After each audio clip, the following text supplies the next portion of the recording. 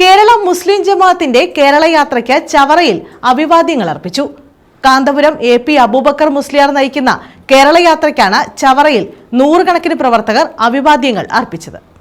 Kanthapuram AP Abubakar മുസ്ലിയാരുടെ നേതൃത്വത്തിലുള്ള കേരള യാത്രയ്ക്കാണ് കൊല്ലം ജില്ലയിലെ വിവിധ കേന്ദ്രങ്ങളിൽ വരവേൽപ്പ് നൽകിയത്.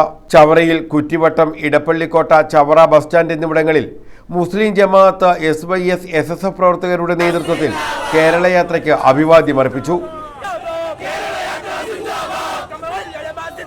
നൂറുകണക്കിന് പ്രവർത്തകരാണ് അഭിവാദ്യം അർപ്പിക്കാൻ എത്തിയിരുന്നത്.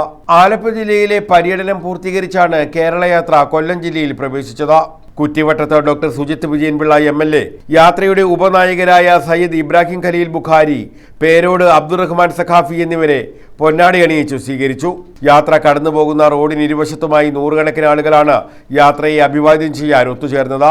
കോൺഗ്രസ്, മുസ്ലിം ലീഗ്, RSP, CPIM, ദക്ഷിണ കേരള ലജ്നത്തുൽ മുഅല്ലിമീൻ മണ്ഡലം മേഖലാ കമ്മിറ്റികൾ എന്നിവർ വിവിധ ഭാഗങ്ങളിൽ അഭിവാദ്യം അർപ്പിച്ചു.